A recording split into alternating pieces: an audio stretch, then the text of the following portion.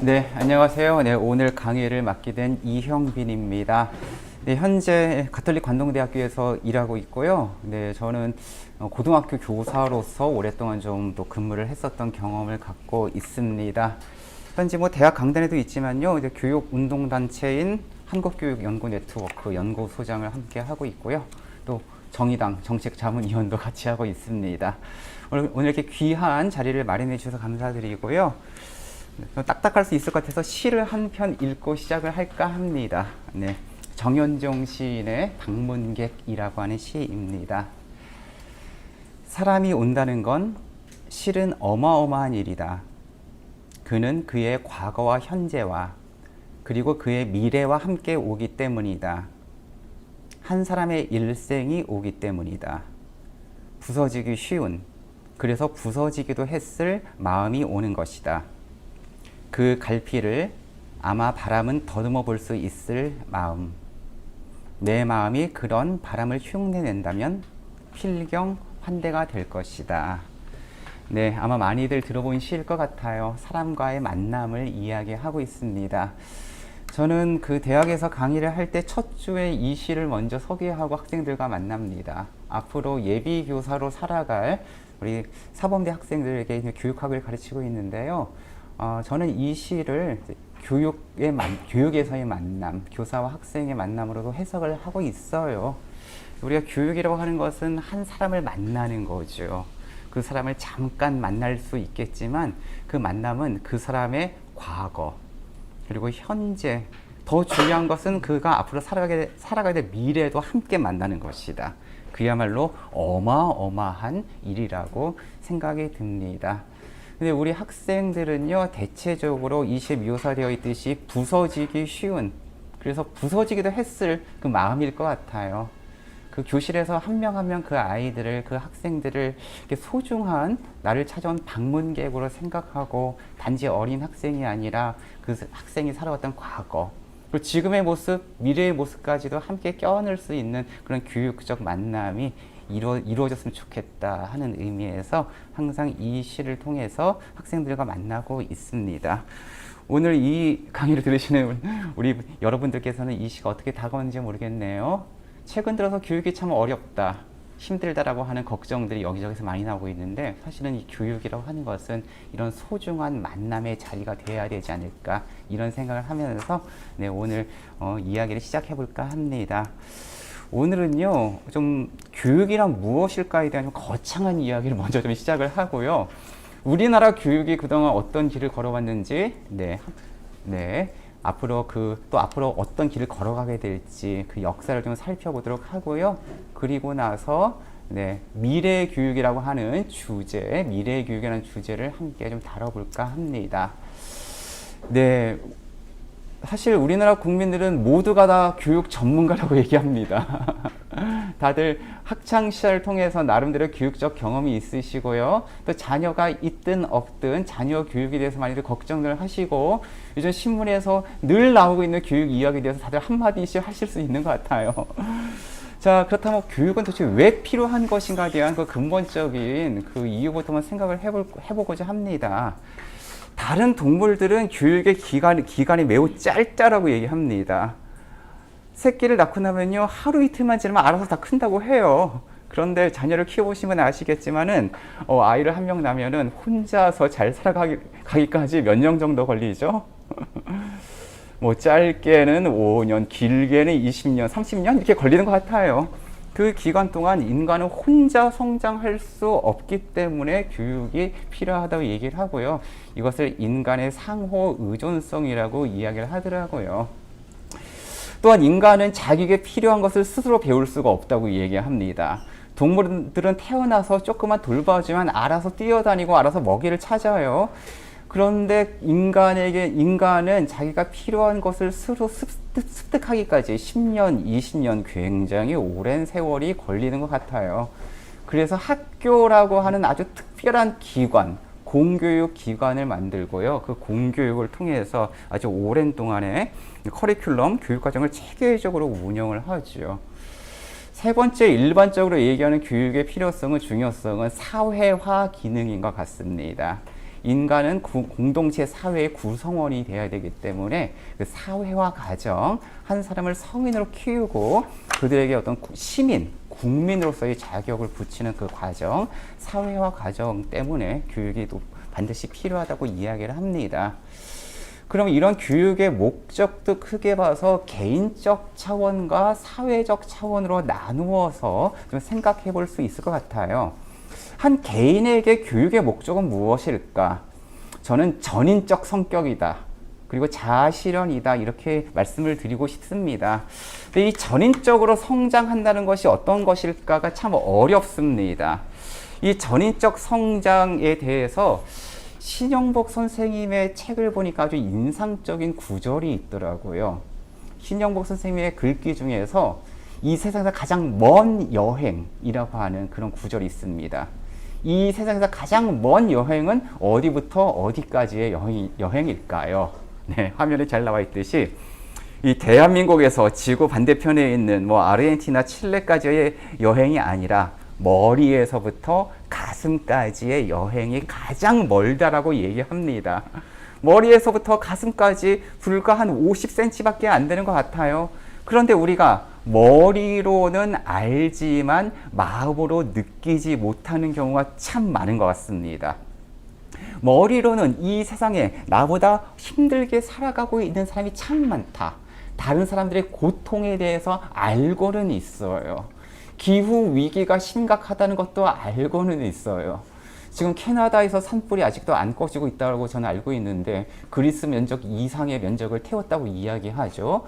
그만큼 기후 위기가 심각하다는 것을 알고 있지만 이 지구 공동체의 그 신음이 마음속으로 울려지고 있는 것 같지는 않아요.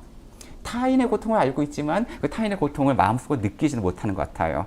그래서 머리부터 가슴까지의 거리가 가장 먼 여행이라고 이야기합니다. 또 한 가지 먼 여행이 있죠. 바로 가슴에서부터 팔, 다리까지의 여행.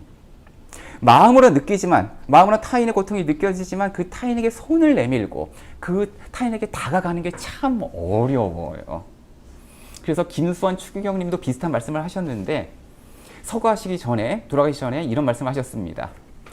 내 마음의 사랑이 머리에서부터 가슴까지 내려오는데 한 30년이 걸렸다. 그래서 교육을 잘 받은 인간, 전인적으로 성장한 인간은 머리로 아는 만큼 마음으로 느끼고, 마음으로 느낀 만큼 손과 다리를 움직여 실천하는 사람, 그것이야말로 전인적인 인간이고 그것이 교육의 궁극적인 목적이지 않을까, 이런 말씀을 드리고 싶어요.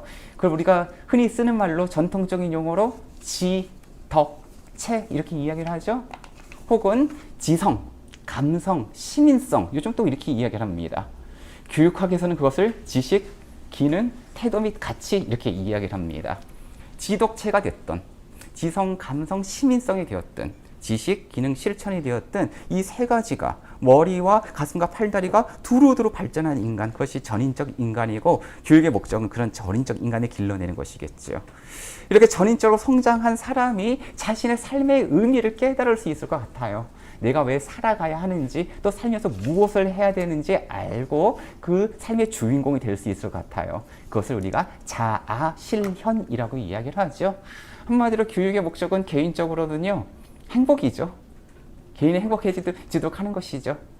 그런데 나만 행복해지면 참 재미가 없죠. 나뿐만 아니라 다른 사람도 함께 행복해지면 참 좋을 것 같아요.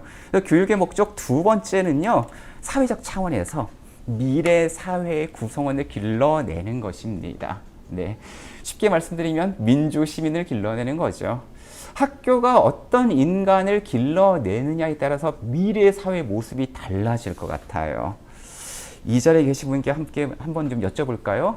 우리나라 교육기본법에 의하면 우리나라 교육의 이념이 무엇이라고 되어 있죠? 어떤 인간을 길러내는 것? 맞습니다. 감사합니다. 홍익인간을 길러내는 거예요. 세상을 널리 이롭게 하는 인간이죠. 그래서 가장 중요한 말은 세상을 널리 이롭게 하는 겁니다. 그래서 반대말은 나만 이롭게 하는 거죠. 요즘 문제가 되고 있는 네스키니즘. 하지만 우리 학교가 과연 어떤 인간을 길러내고 있는가? 제가 생각하기엔 고등학교 2학년까지는 홍익인간을 길러내는 것 같아요. 근데 고등학교 3학년 되는 순간 나만 먼저 생각하는 이기적이고 경쟁적인 인간을 길러내는 것이지 않을까. 그래서 학교에서 과연 경쟁적인 인간을 길러내느냐, 협력적인 인간을 길러내느냐에 따라서 우리 미래 사회 모습이 분명히 달라질 것 같아요. 그래서 우리 요즘 학교 민주주의에 대해서 이야기를 많이 합니다. 학교가 민주적이어야 학생들이 잘 성장을 합니다. 그리고 학교에서 존중을 받아본 경험이 있는 사람들, 학교에서 민주주의를 경험해 본 사람이 바로 또 사회에 나가서 우리 사회를 민주사회로 만들어갈 수가 있겠죠. 그래서 교육은 과거로부터 이어져 온 것을 지금 세대에게 전수하는 것이지만 동시에 미래 사회를 새롭게 만들어 나가는 거죠. 교육은 본질적으로 미래 지향적일 수밖에 없습니다. 그래서 저는 이렇게 생각해요. 교육은 미지의 미래를 함께 열어나가는 문이다. 이렇게 좀 거창하게 한번 좀 정의를 해보았습니다. 교육은 미지의 미래를 함께 열어나가는 문. 그렇다면 교육자의 역할도 마찬가지로 이런 개인적인 차원에서의 전인적인 성장, 사회적인 차원에서 민주 시민을 길러내는 것이 교육자의 역할이겠죠. 여기서 말씀드린 교육자는 교사뿐만 아니라 우리 학부모님들 그리고 우리 시민들 모두가 교육자일 것 같아요. 그래서 학생들을, 자녀들을 전인적으로 성장할 수 있도록 돕는 사람. 네. 성장이라고 하는 것은 존 듀이의 말에 의하면 경험을 지속적으로 재구성하는 것입니다. 그래서 교육자는 학생들이 다양한 경험을 할 수 있도록 안내해주고 초대해줘야 돼요. 근데 다양한 경험을 한다고 해서 끝나는 것이 아니죠. 그 경험을 자기 자신이 성찰할 수 있어야 되고 새로운 것을 탐구할 수 있어야 됩니다. 바로 이것이 학생들의 전인적인 성장을 돕는 교육자의 역할일 텐데, 과연 우리 사회가 학부모님들이, 선생님들이 이런 전인적인 성장을 돕고 있는지에 대해서는 최근에 여러 가지 사태를 볼 때 조금은 회의적일 수밖에 없죠. 네. 자, 그리고 또한 교육의 역할을 사회적 차원에서 이제 민주 시민을 기르는 것이라고 본다면 교육자 마찬가지로 민주 시민을 기르는 사람일 것 같아요. 교육자는 끊임없이 따라서 우리 사회를 비판적으로 인식할 수 있어야 할 것이고 더 나아가서 바람직한 미래 사회를 모색하는 사람이 좋은 교육자일 것 같아요. 그리고 이런 바람직한 미래 사회는 말로, 지식으로, 책으로 전달할 수는 없는 것이겠죠. 교육자가, 교사가, 학부모님들이, 그리고 어른들이 먼저 나의 삶을 통해서 좋은 삶이라는 것이 이런 것이다. 그 좋은 삶을 보여줄 때 그것 자체가 우리 후배들에게, 후손들에게 좋은 교육의 미래를 보여주는 것이지 않을까 싶고요. 이런 교육은 비단 학교 교육으로 끝나는 것은 아니겠죠. 인간의 성장도 학창시대로 끝나는 것은 아니겠죠. 더더욱 이제 100세 시대를 맞이하여 교육은 평생 이어지는 것 같아요. 그래서 요즘은 학교 교육 못지않게 중요한 것이 평생교육, 평생교육. 네, 평생교육 차원에서도 아마 오늘 이 장소를 제공해 주신 이 정치발전소도 그런 평생교육 차원에서 좋은 민주시민교육을 실천하는 곳이지 않을까 이런 생각을 하면서 네, 이런 잡다한 썰을 끝내고 이제 구체적으로 내용에 들어가 보도록 하겠습니다. 자, 그럼 우리 사회가 좀 더 좋은 교육을 만들어 가려면 어떻게 해야 될까? 우리 한국의 공교육이 전 세계적으로 매우 특징적인 유래를 찾아볼 수 없는 아주 독특한 특징들이 있어요. 그리고 너무 빨리 변하고 있어요. 라떼는 말이지. 그 라떼하고 지금 학교는 완전히 달라요. 또 앞으로 달라질 것 같아요. 그래서 우리 한국 공교육을 한번 전 세계 어떤 해외 교육과 비교하는 차원에서 한번 살펴보고 과거의 한국 교육이 지금 어떻게 변하고 있는지 앞으로 또 어떻게 변화하게 될 것 같은지 함께 이야기를 나눠보도록 하겠습니다. 그래서 먼저 세계 각국의 공교육 특징을 크게 세 가지로 나누어서 좀 말씀을 드릴까 해요. 전 세계 공교육의 특징을 크게 세 가지 유형으로 나눠볼 수 있습니다. 첫 번째, 북유럽형. 두 번째, 영미형. 세 번째, 동아시아형. 이 세 가지 유형의 교육의 특징은요, 쉽게 설명하면 이렇습니다. 북유럽형 교육은요, 학생들이 공부를 굉장히 잘해요. 그리고 학생들이 행복해요. 동아시아형 교육은 학생들이 공부를 굉장히 잘해요. 그런데 학생들이 불행해요. 영미형 교육은 학생들이 공부도 못하고 불행해요. 이렇게 좀 정리해 볼 수 있습니다. 네, 먼저 북유럽형 교육. 자, 북유럽 하면은 어떤 나라들이 생각나시죠? 네, 핀란드, 바로 옆에 있는 스웨덴, 네, 노르웨이, 조금만 아래로 내려오면 덴마크. 네 개 국가를 흔히 북유럽형 교육이라고 얘기를 하고 노르딕 모형이라고 또 얘기를 하죠. 이 국가들의 공통된 특징은 첫 번째, 정치적으로 볼 때는 네, 사회민주주의, 네, 사회적으로 볼 때는 복지국가. 그런 사회민주주의를 바탕으로 한 복지국가에서의 공교육의 특징은 바로 그런 특징을 고스란히 담고 있습니다. 그래서 지금 가장 전 세계적으로 모범을 보이고 있는 공교육 나라를 흔히 핀란드로 뽑고 있는데 뭐 마찬가지로 바로 옆에 있는 스웨덴, 그 밑에 있는 덴마크도 마찬가지입니다. 세계 최고의 교육 복지를 갖추고 있다고 이야기를 합니다. 이들 나라에 가면은요, 일단 무상교육 차원에서 말씀드리자면 석박사까지 완전 무상교육입니다. 외국 유학생도 무상교육이에요. 외국 유학생들도. 그 밑에 조금 내려가면 프랑스, 독일 이런 나라들이 있죠. 거기 조금 돈을 받아요. 한 뭐 우리나라로 치면 한 학기 한 20만 원 정도 돈을 받습니다. 네, 그런 어떤 세계 최고의 어떤 교육 복지, 그리고 평등 교육. 먼저 가장 어려운 학생들을 먼저 지원하자. 그렇기 때문에 어떤 엘리트 교육을 따로 시켜야 된다라고 하는 관념 자체가 없습니다. 그런 나라가 이제 북유럽형 교육이죠. 이들 교육의 특징은 또한 교사들의 전문성이 무지하게 높습니다. 그리고 학생들의 학력도 최상위권을 대체로 유지하고 있어요. 학생들의 학력을 국제적으로 어떻게 비교하느냐? OECD에서 주관하고 있는 피사 테스트라고 하는 국제 학업 성취도 평가가 있어요. 물론 그걸 시험 보고 성적 매기는 것이 그것 자체가 바람직하진 않지만 어쨌든 이것을 통해서 세계 각국 학생들의 학업 성취도뿐만 아니라 학교 만족도, 행복도까지도 함께 조사를 합니다. 그래서 중요한 비교할 수 있는 지표가 되는 건 분명해요. 그래서 이 북유럽형 국가에서 학생들이 학업 성취 수준도 전 세계적으로 매우 높고 학생들의 행복도, 만족도, 삶의 주도성 이런 것도 모두 이제 높다라고 얘기를 하고 있습니다. 그럼 이들 나라는 왜 이렇게 됐느냐? 그럼 우리가 핀란드로 이민 가면 우리도 행복해질 수 있겠는가? 근데 저는 개인적으로 핀란드 이민을 권하지 않습니다. 첫 번째, 겁나 추워요. 여름 빼고는 너무 추워서 살 수가 없어요. 두 번째, 언어가 어려워요.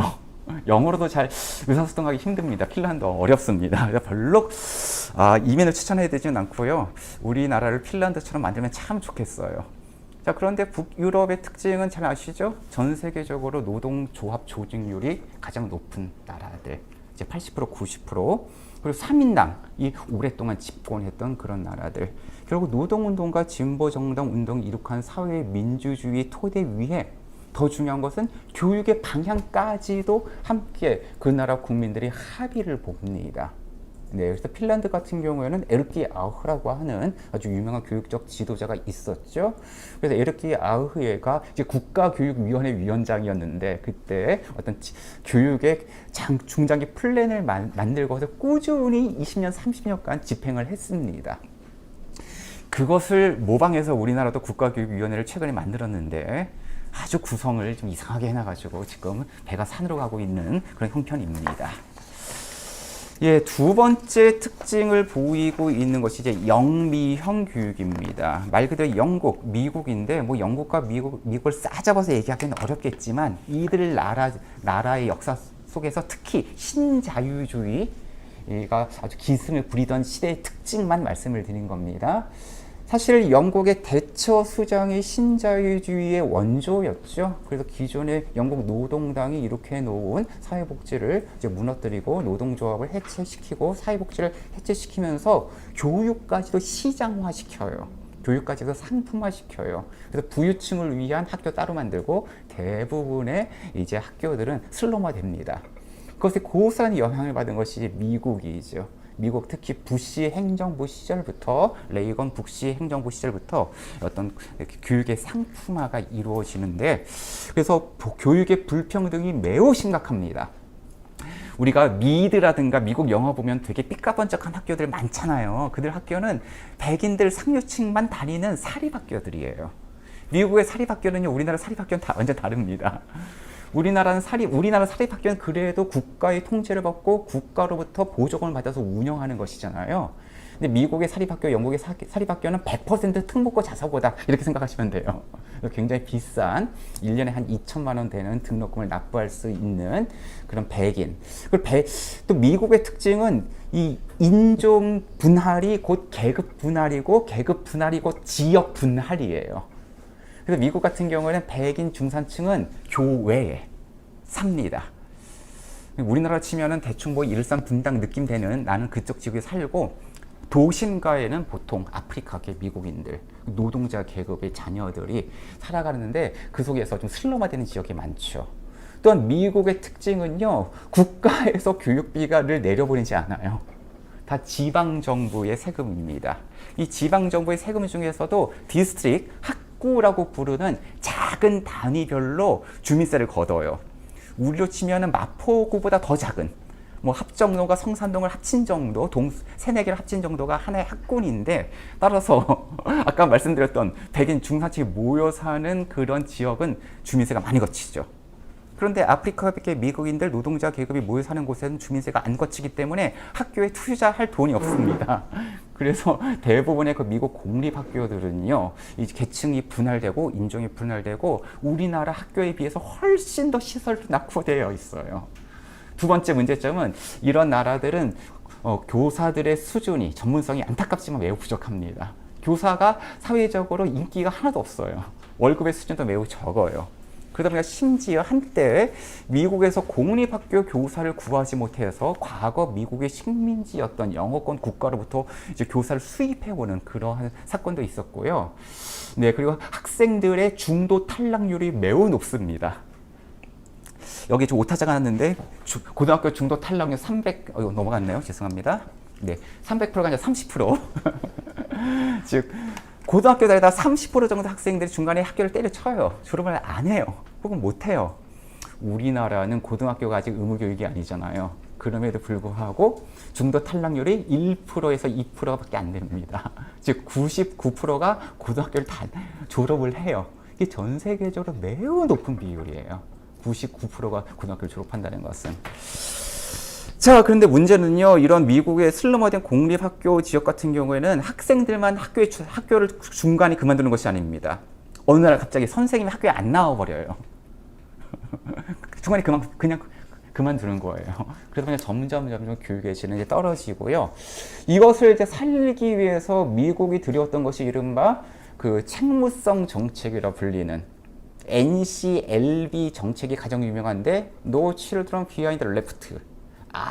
누구도 뒤떨어지지 않겠다라고 하는 명문하에 미국 전체 표준화된 학업 성취도 평가를 도입하고 표준화된 학업 성취도 평가에 미달되는 학교를 폐교시키는 정책을 부시 행정부가 하고 아직까지도 그 정책이 이어지고 있어요. 바로 이것이 교육의 시장화, 교육의 불평등이 매우 심한 그것이 영미형 교육의 특징입니다. 자, 제가 좀 정신없이 말씀드렸는데 미국 교육에 대한 환상을 좀 깨는 게 좋습니다. 사실 우리나라가 훨씬 더 낫습니다. 미국 공교육에 비해서. 자, 이런 신자유주의적 교육 정책, 다시 이해해서 교육을 상품화하는 것. 더 쉽게 말씀드리면은 부잣집 아이들은 비싼 학교를 사고 구매하고 평범한 학생들은 일반 학교를 가는 정책. 이런 것들이 다시 한국에도 영향을 미치죠. 가장 대표적인 것이 이명박 정부 시절에 노골화됐던 학교 서열화 정책. 그때 이제 자사고가 엄청 많이 만들어지죠. 네. 그래서 문재인 정부 시절에 이런 자사고 특목고를 일반고로 전환하겠다라고 발표하였으나 현 정부에서 다시 없던 일로 되돌려서 특목고 자사고를 계속 유지하는 그런 정책들이 좀 이어지고 있는데 한국도 이런 신자유주의 교육 정책의 영향을 굉장히 많이 받아왔습니다. 자, 세 번째 공교육의 유형은 동아시아형 이제 교육입니다. 여기서 말하는 동아시아형의 선두주자는 과거 일본이었겠죠. 그리고 한국, 중국, 대만, 최근에 들어서는 인도, 베트남까지도 이런 흐름 속에 있습니다. 자, 이들 나라의 공통점은 과거 일본의 식민지였거나 일본의 영향력을 지대하게 받았죠. 그래서 혹시 일본 영화들 보시면은 일본 학교의 풍경하고 우리나라 학교 풍경이 너무 닮았다는 생각 들지 않으시나요?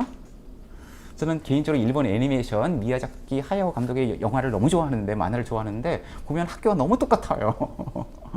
일단 운동장에 내무 반듯하고 구령대가 있고 군대식 배치죠. 그리고 이제 교실이 네모 반듯하고 책상이 한 줄로 쫙 줄 서 있고 각은 교탁이 있었죠. 그래서 일제 강점기 시대에는 특히 교원들이 칼을 차고 교단 위에 올라갔었죠. 그리고 교편이라고 하는 말의 뜻이 어원상 무엇입니까? 교편, 채찍이죠. 네, 채찍. 거기로부터 이른바 사랑의 매라고 하는 말도 안 되는 그런 단어들이 계속 이어지고 있고요. 동아시아형 국가들만이 이 교실 한복판에 국기가 있습니다.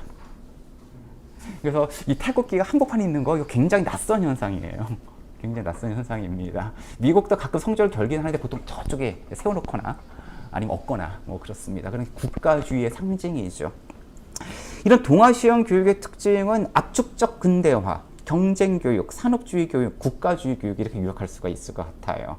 뭐 더 이상 설명드리지 않아도 될 것 같습니다. 압축적 근대화. 서양이 200년, 300년 동안 이룩했던 근대화를 우리는 불과 50년 만에 다 따라잡았어요. 놀라운 경제 성장이죠. 그 경제 성장 과정 속에서 경제 성장이 원동력이 됐던 것이 놀라운 교육열이었죠. 그래서 라떼는 말이지. 라떼는 부모님들이 속 팔고 눈 팔아가지고 애들 대학 보내고, 그렇죠? 그야말로 뼈를 갈아 넣는. 그래서 치열한 경쟁이 이루어지고 경쟁을 통해서 개천에서 용이 나고, 네. 그리고 그러한 교육 시스템을 관리하는 것이 산업주의 모델, 마치 공장과도 같은 모델 속에서 국가가 강하게 통제를 하는 이것이 이제 동아시아형 교육의 특징인데. 최근 들어서는 중국이 이런 모습을 전형적으로 보여주고 있습니다. 일본과 한국은 어느 정도 이 모습에서 약간 빠져나갔어요. 빠져나갔는데 최근에 중국 교육 보면 무섭습니다. 예컨대 우리나라에서는 수능 시험을 한 50만 명이 보거든요. 우리나라 수능 시험에 해당되는 것이 중국의 가오까오라고 하는 시험이 있습니다. 우리말로 바꾸면 고시, 가오까오. 근데 그것을 1000만 명이 봐요. 그리고 걔네들은 수시란 제도가 없이 정시밖에 없어요. 하루에 1000만 명이 가오카를 보고 그걸로 대학을 쫙 설화시킵니다. 그러다가 탈락한 학생들 중에 좀 돈이 많은 자녀들이 한국으로 유학으로 오죠. 그래서 중국의 대학 입시 풍경은요, 마치 예전에 뭐 마오쩌둥의 문화 대혁명 느낌이에요. 빨간 깃발을 휘날리면서 나가자, 싸우자, 이기자 그러면서 시험을 보러 가는데 무섭습니다. 그것을 지금 최근에 인도가 따라하고 있습니다. 인도에서는 교육에 목숨을 걸 수밖에 없는 게 카스트 제도를 벗어날 수 있는 유일한 통로가 교육을 통한 계층 상승이에요. 근데 무서운 것은 지금 인도가 중국보다 인구가 더 많아졌잖아요. 전 세계 인구의 과반수를 지금 중국과 인도가 먹고 있는데 그 나라의 교육이 계속 그렇게 되면은 정말 겁납니다. 무섭습니다. 하루빨리 혁신 교육이 중국과 인도로도 전파되기를 좀 바라고 있고요.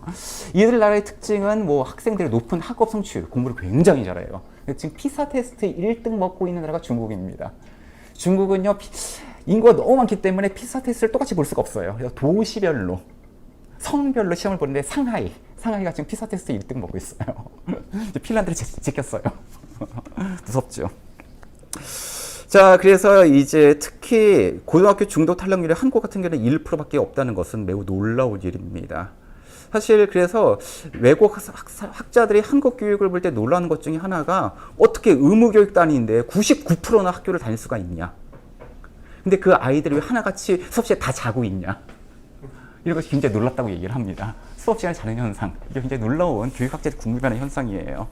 자, 우리 아이들은 왜 굳이 학교에 가서 잘까요?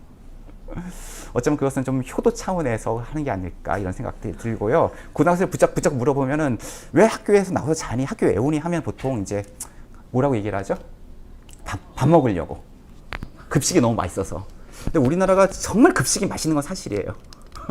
게다가 급식이 무상이잖아요. 그다음에 친구 만나기 위해서 이제 간다고 하고요. 이제 더 이상 개천에서 용이 나는 신화 끝났다는 건 다들 인정하시잖아요. 네. 그래서 과연 이런 동아시아형 교육이 지속 가능한가? 이제 지속 가능하지가 않다라고 하는 것이 모든 사람들의 진단이죠. 그나마 우리나라 학생들 참 착합니다. 우리나라 학생들 굳이 학교 가서 자요. 그런데 미국이나 일본은요, 학교에서 자는 애들이 없어요. 왜 그럴까요? 안 가나? 맞아요. 학교에서 잘 만한 애들은 아예 학교에 안 가요.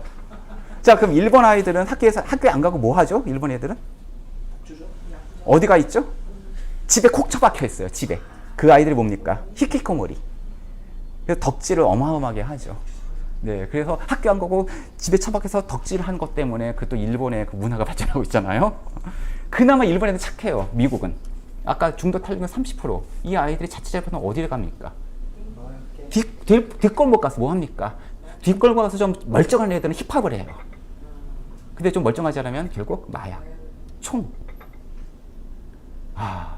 근데 우리도 그런 징조가 보이고 있죠. 최근 여러 가지 현상들, 묻지마 범죄 여러 가지 현상들 보면 그런 징조가 조금씩 보이고 있죠.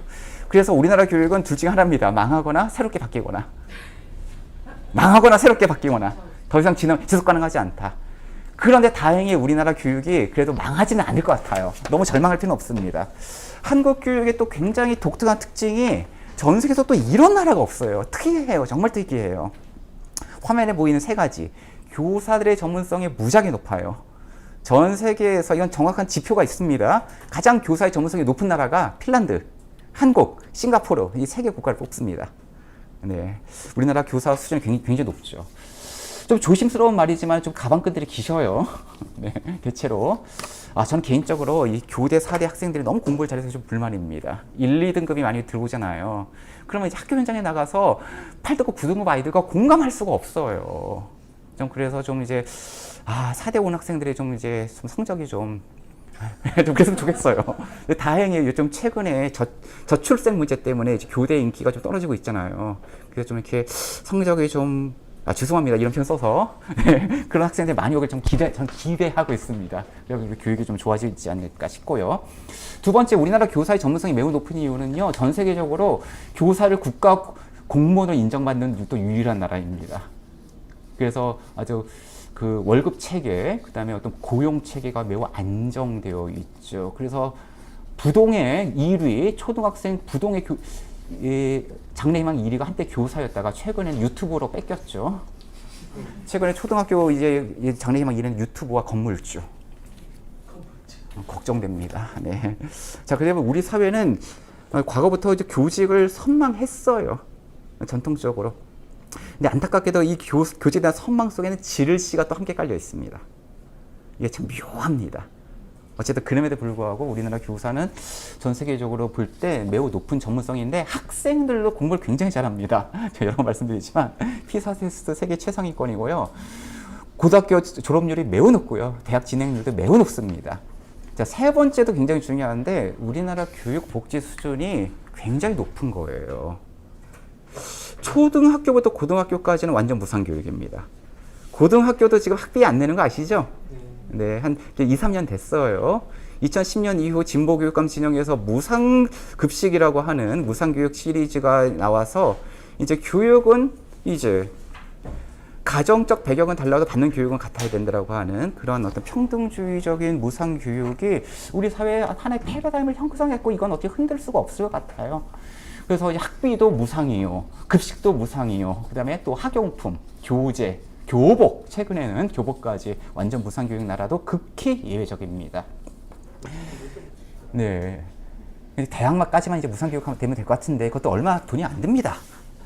자, 그 다음에 왜 이렇게 높으냐. 우리나라 올해 국가 예산이 638조입니다. 이 중에서 무려 교육 예산이 96조, 20%예요. 이렇게 많은 교육 예산을 쓰는 이유는 법에 정해져 있어요. 지방교육 재정교부금법. 네, 내국세의 21%인가요? 그것을 반드시 이제 교육세에 반영하도록 되어 있어요. 우리나라 국방 예산이 57조예요. 국방 예산이 더 많을 것 같죠? 교육 예산이 훨씬 더 많습니다. 이런 나라가 전 세계적으로 매우 없습니다. 이게 굉장히 독특한 장점이어서 우리가 교육 얘기할 때 가끔은 좀 약간 자학적으로 얘기하기도 하는데 그럴 필요는 없다. 자, 근데 또 독특한 단점들이 분명히 있습니다. 네, 이런 것들이죠. 대학 서열화가 너무 뚜렷해요. 네. 우리 대충 외우실 수 있잖아요. 대학 서열. 그 대학 서열 놀이도 하잖아요. 안 좋은 놀이지만. 물론 다른 나라도 대학 서열이 있어요. 하지만 우리나라처럼 뚜렷하지 않습니다. 바로 옆 나라 일본을 가더라도 가장 좋은 대학 어디냐 물어보면 대충 어디를 말해요. 그 다음부터는 별로 생각이 없어요. 일본도. 별로 생각이 없어요. 한두 대학 빼고는. 미국, 이른바 아이비 리그라는 게 있죠. 그런 나머지 대학들은 국공립 대학은 사실상 평준화되어 있습니다. 유럽, 이제 유럽은 일단 사립대학 자체가 거의 없고요. 프랑스, 핀란드 사립대학 자체가 없고요. 나머지 국공립대학은 다 평준화되어 있는 거 다들 아실 겁니다. 안타깝게도 우리나라 교육 중에서 가장 독특한 단점은 이런 대학 서열화, 그리고 여전히 남아있는 고교 서열화. 네. 두 번째, 우리나라의 독특한 단점은 이제 또 지나친 사교육인 거 다 아시죠? 아까 우리나라 교육 예산이 몇 조라고 말씀드렸죠? 90. 6조. 사교육비가 작년에 26조. 네, 거의 한 3분의 1에 맞먹는 그러한 사교육비 총액이고, 이 학생 1인당 월 평균 41만 원이래요. 자, 이게 적어 보이죠? 우린 더 쓰는데? 평균 값은 굉장히 의미가 없는 거 다 아시죠? 더 중요한 건 중간값. 그리고 어마어마하게 쓰는 집안까지 다 합쳐서 41만 원이기 때문에 그것도 굉장히 높은 비율이고요. 그다음에 과도한 교육열. 이 과도한 교육열은 특히 최근에 문제가 되고 있는 뇌새끼니즘. 이것이 바로 아까 말씀드렸던 홍익인간의 정반대되는 그런 이념을 낳고 있는데, 이 세 가지의 공통점이 있습니다. 이 세 가지 공통점은요, 영어로 번역할 수가 없어요. 예컨대 학벌, 영어로 번역이 안 돼요. 그래서 학벌은 그냥 학벌이라고 HAKBUL 이렇게 씁니다. 사교육은 프라이빗 에듀케이션 이렇게 번역할 것 같지만, 영어에서 프라이빗 에듀케이션 하면 사립학교예요. 학원이 아니에요. 학원은 그냥 HAK 이렇게 써야 됩니다. WON. 마찬가지 교육열, 에듀케이션 페버. 그럼 미국 사람 이렇게 무슨 말인지 못 알아들어요. 이 세 가지는 다 그냥 학벌, 학원 이렇게 써야 돼요. 이것이 우리나라 독특한 이제 특징이죠. 자, 그래서 우리나라 교육이 아주 독특한 장점도 있지만 독특한 단점도 있다, 이렇게 이해하시는 게 좀 정확할 것 같습니다. 자, 그런데 이것들이 고정되지 않죠. 계속 변화해 왔죠. 좋은 방향으로 꾸준히 변화해 왔습니다. 저는 분명히 우리나라 교육이 라떼에 비해서 지금 훨씬 더 좋아졌다라고 저는 단적으로 말씀드릴 수 있는데, 좋아진 이유 첫 번째, 교육 민주화 운동입니다. 특히 1980년대 이후 교사운동, 학부모운동, 교육시민운동이 꾸준히 전개되면서 아마 우리나라 사회운동 중에 각 부문운동, 분야별 운동 중에 교육운동만큼 꾸준히 성장해온 분야도 별로 없는 것 같아요. 현 정부 들어서 각계각층의 부문운동이 지금 거의 이제 폭망 직전에 있지 않습니까? 이건 폭망까지는 아니겠죠? 네, 고전을 면치 못하고 있죠. 특히 교육 부분만큼은 딱히 현 정부가 뭘 건드리지 못하고 있습니다. 그렇지 않나요?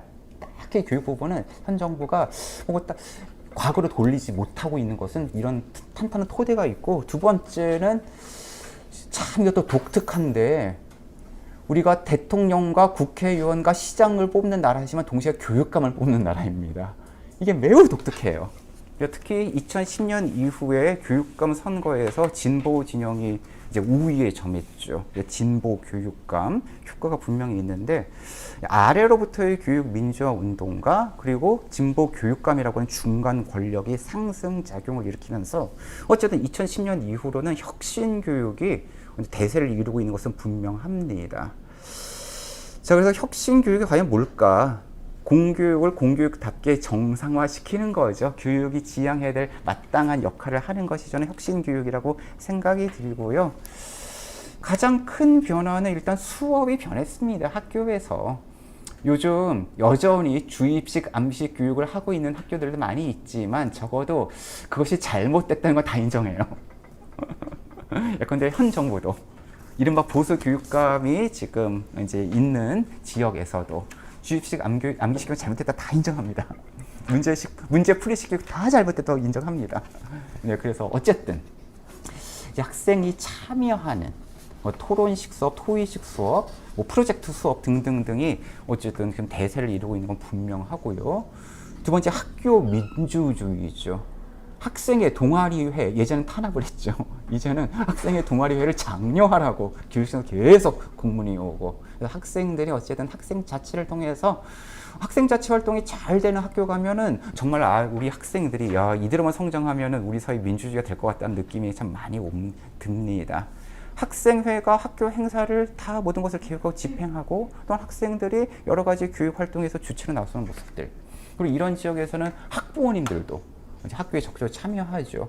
이때 학부모들의 자기 참여는 아까 말씀드렸던 내 새끼 우선주의가 아니라 공적 역할에서의 참여, 학교에서 시민으로서의 참여, 그래서 내 자녀뿐만 아니라 모든 자녀가 소중하고 내가 이 교육에 기여할 수 있다라고 하는 의미에서 학부모의 활동, 더 나아가서 요즘은 지역과 연계된 어떤 활동, 그것을 마을 교육 공동체라고 부르죠. 그래서 이런 혁신 교육의 흐름들이 학교 안에서 교실 안에 수업을 바꾸고, 학생들의 활동을 바꾸고, 학부모들의 활동을 바꾸고, 이것이 마을까지 연결되는 흐름이 분명히 지금 10년 동안 많이 확산된 건 분명해요. 충분치는 않아 보여도.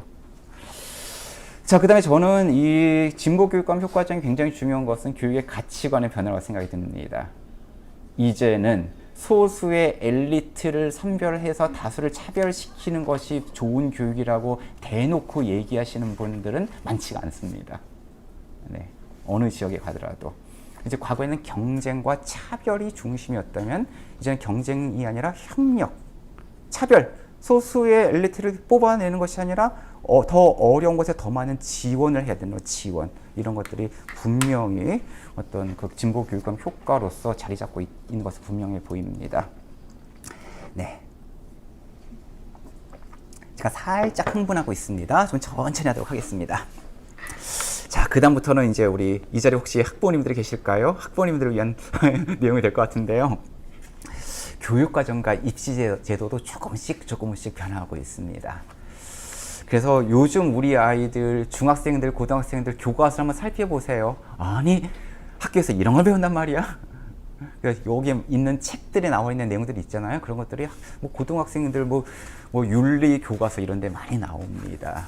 예를 들어서 뭐가 있을까요? 존 롤스의 정의론, 이런 것들이 이제 고등학교 윤리 시간에 배워요. 예를 들어서. 그다음에 뭐 반공교육 뭐 이런 차원은 아니고 민주시민교육 이런 것들도 교육과정이 많이 바뀌었는데요. 형식적으로 볼 때는 일단 중학교, 초등학교도 얘기할까요? 초등학교는요, 가장 큰 변화는 일단 초등학교에서 시험이 다 사라졌습니다. 이상하다. 우리 옆집 아이 초등학생인데 이번에 수학 시험 봐서 100점 받았다 좋아하던데 그건 그냥 야매로 보는 시험이라고 보시면 돼요. 네, 단원평가, 쪽지 시험. 그래서 굳이 100점이라 적어주면 되는데 그 100점이란 성적표가 안 나갑니다. 초등학교는 지금 시험조차도 사라지고, 물론 평가는 하죠. 수행평가. 그리고 성적표란 개념이 없어요. 그래서 초등학생들 학교 생활 기록부를 띄워보시면 과목별 세부 능력의 특기사항, 그것만 딱 나오고 다른 것은 아무것도 없습니다.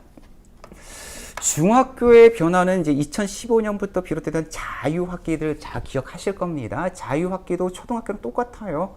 자유학기에서 말하는 자유는 시험으로부터의 자유입니다. 지금 중학교 1학년도 시험이 폐지됐죠. 그리고 이제 수행평가만 보는데 마찬가지로 수행평가 결과도 성적이 나가지 않아요. 네. 그래서 중학교 교육이 많이 변하게 된 이유는 이제 더 이상 중간고사, 기말고사 등 일제식 평가를 하지 않을 때 교육과정과 수업이 어떻게 달라질 수 있는지 적어도 중학교에서 굉장히 많은 변화가 지금 이루어지고 있고 2학년, 3학년으로 이어지고 있습니다. 자, 두 번째로 중학교에서는 석차가 폐지된 지 오래됐습니다. 라떼는 석차가 있었죠. 그래서 1등, 2등 누군지 다 알았죠. 지금 중학생에게 너 반에서 몇 등이니? 이렇게 물어보시는 분들은 오늘 강의 안 들으시는 분들입니다. 정확히 말씀드리면 중학교는 2012년부터 이른바 성취평가제라고 하는 제도가 도입돼서 석차가 폐지됐어요. 1등, 2등이 없어요. 절대평가가 도입되고 된 지 한 10년 정도 지났습니다. 고등학교는 여전히 변화가 참 없습니다. 고등학교에 변화가 없는 이유는 교과서는 참 좋아졌어요. 교과서 자체를 읽을만 해요. 그리고 과목도 굉장히 좋은 과목이 많아졌어요. 근데 그놈의 수능의 영향력 때문에 여전히 수업 시간에 문제 풀이식 수업들을 많이 하죠. 하지만 고등학교도 이제 근본적 변화할 가능성이 여러 가지가 있습니다. 그 중에 하나가 다들 이야기를 많이 들어보셨겠지만 내후년부터 도입되는 제도가 고교학점제. 고교학점제는 쉽게 말씀드리면 대학생들이 학점을 이수하여 졸업하는 것처럼 고등학생들도 자신의 진로와 적성에 따라 과목을 선택을 하고 그리고 그 학점을 누적하여 졸업하는 제도인데, 그렇다고 해서 대학생처럼 그 학점을 이수하는 폭이 아주 넓진 않지만 그래서 지금보다는 더 다양한 과목들이 이제 적용될 예정이에요. 참고로 고교학점제가 도입되면 이제 고등학생들이 3년 동안 따야 될 학점이 모두 192학점입니다. 잘 느낌이 안 오시죠? 192학점을 6개 학교로 나눠야 돼요. 더 쉽게 말씀드리면 요즘 고등학생들이 보통 1교시부터 7교시까지 하고 학교가 끝나죠? 근데 192학점은 어느 정도면 6교시까지만 하면 끝나는 학점이에요. 6교시까지 하면. 그리고 경기도는 이미 보충 야자가 다 없어진 거 아시죠?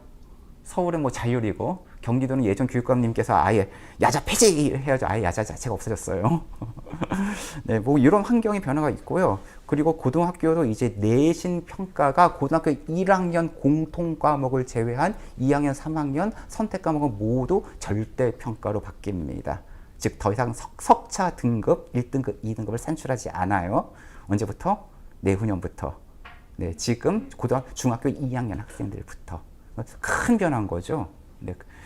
그런데도 이제 학부모님들께서 잘 모르시고, 아이고, 우리 애들 특목고 하려면은 초등학교 때보다 학원 보내야 되는 거 아니야? 이런 걱정들 많이 하십니다. 네, 특목고는 입시가 없습니다. 자사고는 입시가 없어요. 네, 자기주도적 학습 전형이라고 해서 이제 중학교 내신 성적, 즉 절대 평가로 산출된 내신 성적이 있죠. 네, 플러스 면접 이것만 있지 별도의 시험 없습니다. 입시 없어요. 그래서 초등학교 때부터 특목고 학원 보내시는 거는 그 조금 사교육 시장에 왜곡된 정보라고 볼 수도 있고요. 고등학교도 마찬가지로 이런 시스템을 가게 되면 이제 내신 경쟁은 상대적으로 줄어들겠죠. 안타깝게도 원래는 이런 2025년도 고교 학점제 때부터 특목고 자사고를 일반고로 전환하려고 하였으나 현 정부가 다시 없던 일로 되돌렸어요. 그런 좀 안타까운 일입니다. 자, 그 다음에 또 우리 학부모님들과 시민들이 많이 관심을 가질 만한 입시 제도에 대해서 일단 제가 팩트 체크부터 들어가겠습니다. 팩트 체크. 자, 많은 분들이 수능 시험이 공정하다고 말씀하십니다. 수능 시험이 더 공정할까요? 수시가 더 공정할까요? 공정하다는 게 뭐죠? 그럼 잘 모르겠어요. 자, 수능 시험이 공정해 보이는 이유는 점수가 산출되기 때문입니다. 수시 제도가 불공정해 보이는 이유는 딱히 점수가 날 게 없기 때문입니다. 그리고 약간의 그 수시에 대한 국민적 트라우마가 있었죠. 네, 어떤 일부 정치인들이 예컨대 자기 자녀를 위해서 뭘 만들고 해가지고 스펙 만들어줘가지고 대학 보낸 그 사건 때문에 트라우마가 좀 있으신데, 그 일부 그 정치인들이 자기 자녀를 위해서 이런저런 스펙을 만들어 대학 보낸 것이 그것도 라떼예요. 10년 전이에요. 그때 제도가 지금 없습니다.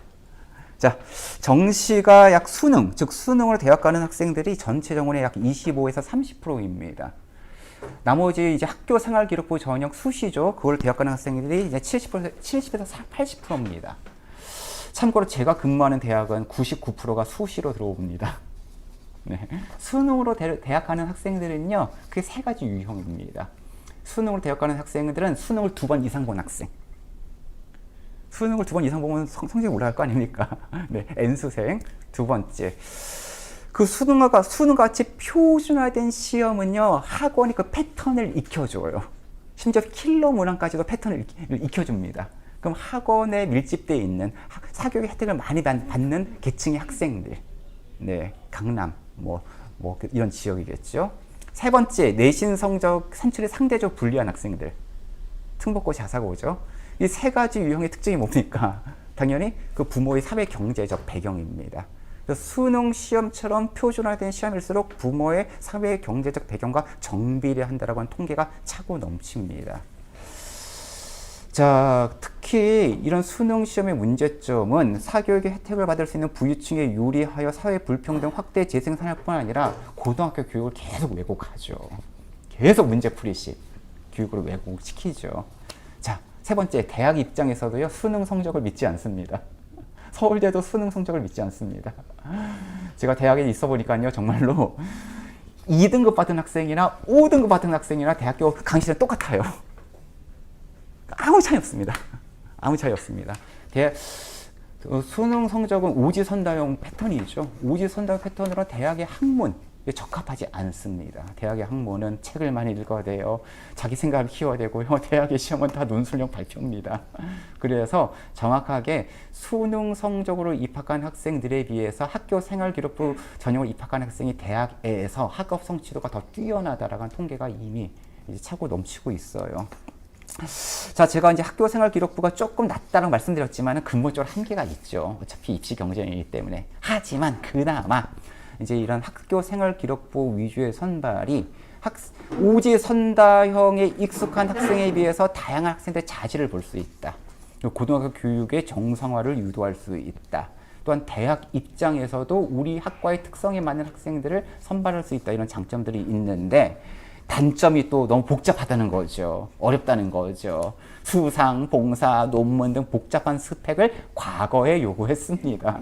여기서 부모의 영향력이 개입되고 특히 이런 정보를 빨리 취득할 수 있는 자리에 있는 분들, 또 정치인들 영향력이 있죠. 하지만 지금 이 모든 것이 다 폐지됐습니다. 폐지된 지 몇 년이 흘렀어요. 그래서 학교 생활 기록부 전형은 지금 딱 두 가지만 봅니다. 내신 성적. 그리고 과목별 세분 능력 및 특기상 다 아시죠? 채특상으로 줄여 말하는, 즉 이 과목에서 이 학생이 어떠한 특징을 보였는가 교사가 관찰한 것을 적어주는 것. 물론 그것도 뭐 학원이 적어준다는 말이 있지만 그렇기 때문에 고등학교 교사들이 정신 차리고 수업을 바꾸고 그 바뀐 수업에서 학생들의 어떤 토론 능력, 글쓰기 능력, 창의적인 능력을 보고 그것을 기록해주는 고등학교 교사들의 노력이 반드시 따라야 되고요. 여기에 이제 면접, 이 세 가지 요소만 현재 반영되고 있는 것이 학교 생활 기록부 위주의 선발이에요. 당분간은 이것 위주로 대입 제도가 가는 것이 맞을 것 같아요. 특히 아까 2025년부터 고교 학점제 도입하면 학생들마다 듣는 과목이 달라요. 근데 그 학생들에게 똑같은 수능 성적을 요구한다는 것 자체가 넌센스입니다. 그럼 이 학생이 과연 이 진로에 맞는 그런 교육과정을 꾸준히 이수했는가, 거기서 어떤 특징을 보였는가 등등등을 정성적으로 평가하는 것. 시험 성적만 보고 평가하는 것이 아니라 다양한 것을 보고 평가하는 것들, 그런 정석적 평가가 강화되어야겠죠. 여기는 뭐 저의 주장일 텐데요. 당장은 이러한 수시를 위주로 정성적 평가, 고교학점제 연계해서 우리 고등학교 선생님들도 이러한 능력들을 많이 좀 키워주시고 수업과 평가를 바꿔주시고, 대학에서도 수능 성적이 높은 학생들 쉽게 뽑으려고 하는 유혹을 좀 버리시고 이 학생들 다양한 어떤 능력과 적성을 뽑고 선발하는 그런 방향으로 갖는 것이 이제 단기적 대안일 테고요. 두 번째는 수능의 성격 자체가 논술형 자격고사로 바뀌어야 할 것입니다. 킬러 문항 없애는 게 본질은 아닙니다. 킬러 문항은요, 1등급 안에서 싸움입니다. 1등급 안에서 누가 더 확실한 1등급이냐, 그 가려는 싸움이지, 대다수 학생과는 이 킬러 문항은 아무런 관련이 없어요. 자, 아까 제가 대학들도 이제 수능 시험을 믿지 않는다 말씀드렸잖아요. 그래서 가장 최근에 각 대학의 총장님들이 연합을 해서 수능 시험을 절대평가로 바꿔야 된다. 더 나아가서 자격고사를 바꿔야 된다라고 하는 성명서를 발표한 바가 있어요. 이것이 바로 프랑스에서의 바칼로레아 시험의 성격이죠. 프랑스 바칼로레아, 겁나 어려운 논술형 평가입니다. 예컨대 진리는 존재하는가, 이런 문제에 대해서 4시간 동안 막 써야 돼요. 근데 바칼로레아 시험의 목적은요, 그렇게 어려운 시험을 아이들을 뽑아내는 게 목적이 아니라 모든 학생들이 그 시험 문제를 풀 수 있을 정도로 사고력을 키우는 것이 바칼로레아 시험의 목적이에요. 그래서 바칼로레아를 처음 설계한 것이 나폴레옹입니다. 그 옛날 200년 전. 그리고 최근 이제 프랑스에서는 그 고차원적인 철학 바칼로레아 합격률을 80%로 만드는 것이 목표다. 즉 80%가 그런 고차원적인 논술을 풀 수 있을 정도로 학생들 교양 수준. 그럼 초중고시에 책 많이 읽어야 되죠. 토론 많이 해야 되죠. 글쓰기 많이 해야 되죠. 오지선당 딸딸딸 외우는 것은 어리석은 짓이죠. 그래서 최근에 프랑스 실제로 바칼로레아 합격률이 80%를 돌파했어요. 그 학생들에게는 모두 대학 입학 자격을 똑같이 부여합니다. 1등급이 아니에요. 합격! 그래가지고 평준화된 프랑스의 공립학교에 누구나 지원할 수 있는 시스템이라고 하는 것은 다들 알고 계실 거예요. 물론 그 안에서도 일부 경쟁의 요소가 있겠죠. 원하는 학과에 많이 몰릴 수 있겠죠. 그럴 경우에는 1년 더 다니게 한다든가 추첨을 한다든가 아니면 다 선발을 하되 졸업을 엄격하게 한다든가 이런 장치가 있고요. 프랑스 옆에 있는 네덜란드는 이제 학생들이 선호한 의대는 반드시 추첨 쿼터를 둡니다. 50%는 추첨, 50%는 선발. 나중에 비교해봤더니 추첨으로 입학한 학생이나 시험 봐서 입학한 학생이나 의대에서의 그 실력은 크게 다르지 않다. 이런 것들도 이제 증명이 됐습니다. 자, 그래서 근본적으로 입시 제도의 변화가 있기 위해서는 당연히 대학 사회라 체제가 극복되어야 할 텐데, 대학 사회라가 극복될 수 있을까요? 한숨을 쉬시는데, 네, 지성으로 비관하더라도 의지로 낙관을 해야지요. 자, 과연 우리가 이런 대학 사회라 체제를 극복할 수 있을지 한번 좀 생각해 봅시다. 저는 이미 무너지고 있다라고 보고 있습니다. 이미 무너지고 있다. 자, 우리 대학 서울대 체제야말로 입시 경쟁야말로 모든 교육 문제의 뿌리죠. 공교육이 왜곡화되는 거, 고등학교가 문제풀이로 변질되는 거, 사교육 시장이 매년 20조를 돌파하는 거, 학생들과 학부모들이 과도하게 부담을 갖는 거, 그리고 내 새끼니즘이 판치는 거, 그 모든 것이 대학 서열화 입시 경쟁인데 킬러 문제를 없앤다 한들, 사교육 대책을 넣는다 한들 이 문제가 해결되지 않으면 의미가 없는데 저는 이미 무너지고 있다. 이미 우리 사회 속에서 학벌 효과는 상당 부분 지금 의미가 사라지고 있습니다. 근데 이걸 굳이 국민들이 안 믿으시는 것 같아요. 저는 그게 좀 이미 학벌이 크게 의미가 없는데 그걸 굳이 안 믿으시는 것 같아요. 특히 공공부문, 공기업이라든가 공무원 시험에는 학벌이 1도 안 들어가는 거 다 아시죠? 1도 안 들어갑니다. 뭐 제가 사범대학에 근무하고 있습니다만은 우리 교사가 되려면 임용시험을 봐야 되잖아요. 임용시험 보는 데는 무슨 대학을 나오든 아무런 의미가 없어요. 네. 그리고 이제 이제 공기업도 마찬가지죠. 채용해서 학벌을 받다가는 그 기관이 징계를 받습니다. 주요 대기업, 특히 신산업, 새로 뜨는 산업, IT 관련된 기업일수록 학벌은 아무런 의미가 없다는 걸 알기 때문에 이미 스펙이 아닌 역량 평가를 하고 있죠. 이미 역량 평가를 하고 있고요.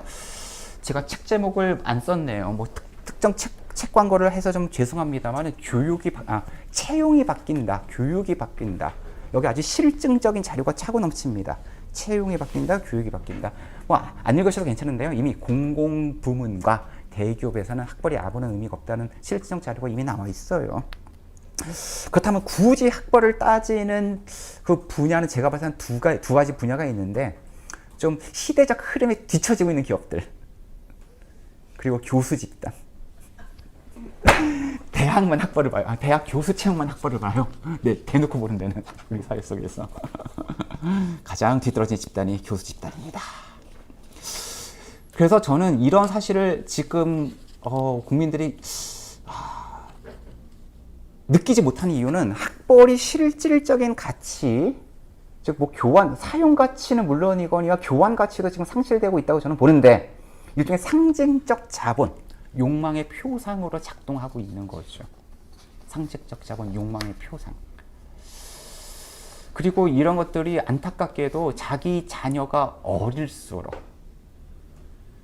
더더욱더 이러한 현상들은 좀 심한 것 같습니다. 자기 자녀가 어릴수록 이런 표현을 유튜브에 해도 될지 모르겠지만 현타가 아직 안 온 단계일수록 그런 상황이 더 심각하지 않을까 싶습니다. 자, 그래서 앞으로는 이러한 대학 체제가 저는 필연적으로 바뀔 수밖에 없다고 보는데요. 이 객관적인 토대와 주체적인 실천 모두가 필요할 것 같습니다. 객관적인 토대는 가장 크게는 인구수 감소죠. 인구수 감소. 이따 다시 말씀드리겠습니다.만 이미 올해 대학 입학 정원은 50만 명, 수업생은 40만 명. 그래서 10만 명이 대학이 비어요. 지방대만의 문제가 아니에요. 소위 말하는 인서울 대학들도요, 학과 정원을 못 채우는 대학들이 이미 엄청 많습니다. 자, 그래서 인구수 급감으로 대학 서열화 체제는 더 이상 유지되기가 어렵고 학생들을 가려서 뽑을 여유가 없어요. 이제는 가려서 뽑을 여유가 없어요. 경쟁시킬 여유가 없어요. 이따 다시 말씀드리겠지만 이 40만 명 한 명 한 명이 다 소중해요. 누구는 뽑아서 어디에 보내고 누구 뽑아서 탈락시키고 이럴 만한 여유가 우리 대한민국 사치입니다. 두 번째는 주체적인 의지와 실천이 필요하죠.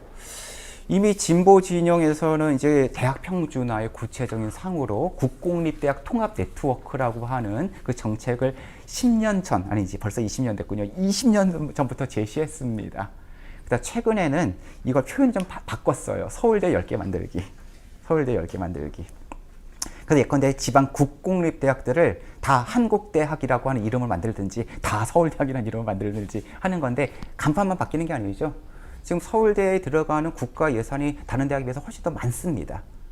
지방대를 키운다는 것은 그 지방대의 어떤 교육 여건을 서울대 수준으로 다 높이는 것을 의미하죠. 그래서 시설 여건, 학생당 교사수, 교원의 질 등등등, 교원에 대한 처우 등등등 이 모든 것들을 이제 지방 국공립대학들을 다 서울대 수준으로 끌어올리는 상향 평준화, 그것을 대중적으로 서울대 10개 만들기라고 작년부터도 표현하고 있고요.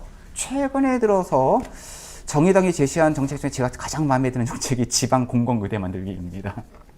요즘 특히 의료 분야에서 왜 지방의 소아과가 다 문을 닫잖아요. 지방 병원들이 다 사라지고 있잖아요. 그래서 지방의 공공의대를 만들자. 이 공공의대는 그 지역에 있는 그 학생들 먼저 그 의과대학에 선발을 하겠죠. 그리고 당연히 어떤 그 학비 지원이 있겠죠. 다만 이 지방 공공의대를 졸업하면 10년은 반드시 그 지역에서 이제 근무하도록 하는 그런 영국의 NHS와 유사한, 영국의 어떤 내셔널 헬스케어랑 유사한 준공무원화 시키는, 하지만 이것을 위해서 지방의 공공의대를 만들어 나가는, 저는 이런 서울대 10개 만들기, 지방 공공의대 만들기, 이런 정책들이 바로 대학 서열화를 이제 해소하는 아주 구체적인 어떤 정치적 실천이 될 것 같아요. 자, 근데 이것이 그냥 뭐 저런 사람이 아니면 특정 정당이 혹은 뭐 진보 진영이 주장한다고 해서 되는 건 아니죠. 근데 미래 사회는 이런 교육을 요구하고 있습니다. 미래 사회는, 오늘의 주제에 드디어 들어가는데, 미래 사회는 새로운 교육을 요구할 수밖에 없습니다.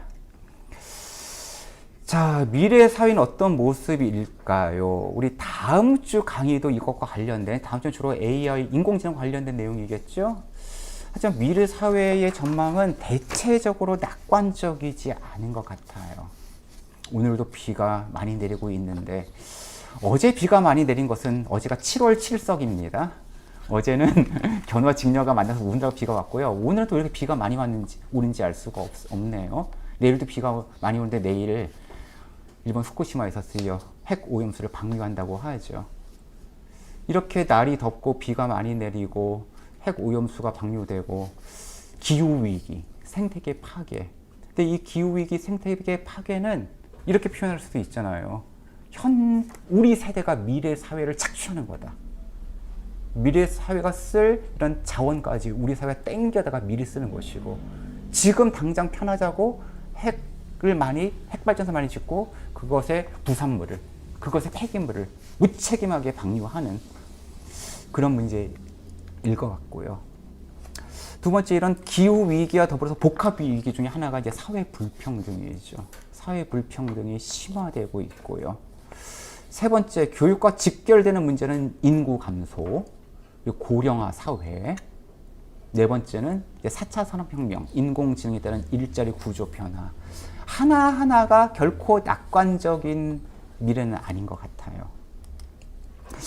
이 모든 것을 교육이 책임질 수는 없습니다만, 그래도 교육은 미래 사회에 우리 아이들을 적응시키는 것이 아니라 우리 아이들이 미래 사회를 바꿔나갈 수 있도록 새로운 역량을 기르는 것이 미래 교육의 핵심일 것 같아요.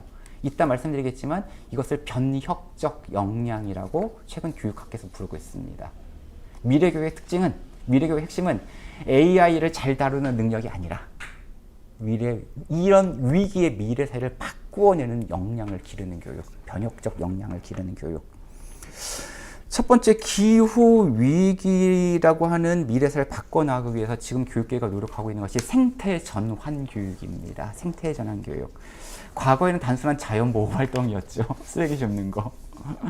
근데 단순한 체험 활동을 넘어서는 교육이어야 할 것 같아요. 단순한 체험이 아니라 노작 교육, 노동 교육.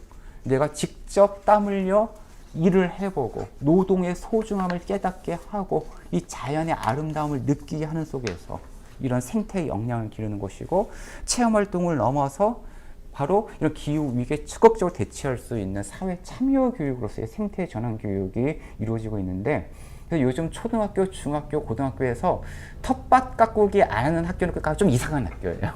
웬만한 학교에서 다들 텃밭 가꾸기를 합니다. 그래서 아이들이 방토를 스스로 재배하는 것은 뭐 기본값 중에 기본값이고요. 학교 건물 자체가 친환경적으로, 생태적으로 짓기 위해서 옥상에 태양열 발전소를 설치한다든가, 학생들이 체육 시간에 열심히 자전거를 타면 그 과학 시간에 걸서 발전기 원리를 이용해 가지고 스스로 전기를 만들어내게 한다든가, 아니면은 뭐 학생들이 또 이 마을에, 우리 마을의 어떤 생태 문제를 해결하기 위해서 무엇부터 해결해야 될지 마을 연계 또 프로젝트 활동을 한다든가, 이런 활동들을 지금 많이 하고 있고요. 앞으로 국가 교육과정 자체도 이런 생태 전환 교육을 대폭적으로 모든 교과에 반영하도록 되어 있습니다.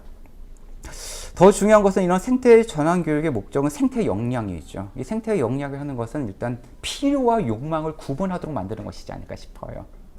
그것은 곧 근대 자본주의의 패러다임 자체를 성찰하는, 대량 생산과 대량 소비로 유지되는 현대 사회 문명을 성찰하게 만드는, 우리 아이들이 무엇이 필요한가, 아니면 내가 나의 욕망이 무엇인가 그걸 구별할 수 있는 그런 것이겠죠.